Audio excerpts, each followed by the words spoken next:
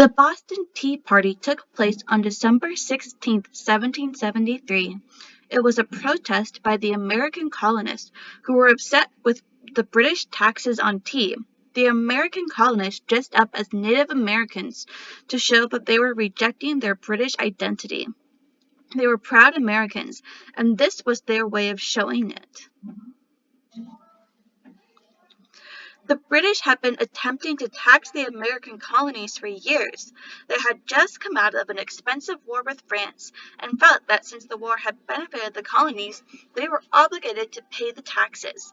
The colonists disagreed, claiming that because they had no representation in the British Parliament, the taxes were unlawful. The Tea Act was the final breaking point in the struggle. The protesters threw 342 chests of tea into the ocean. It took over 100 protesters nearly 3 hours to dump all of the tea. This was over 90,000 pounds of tea, 45 tons, and was the equivalent of nearly $1 million today.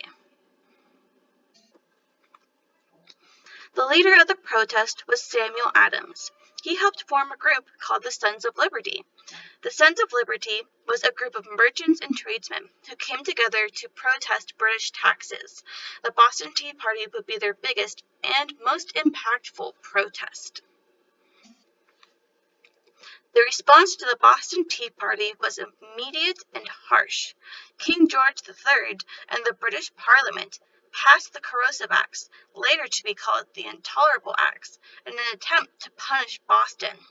This would ultimately backfire when the colonies rallied around Boston.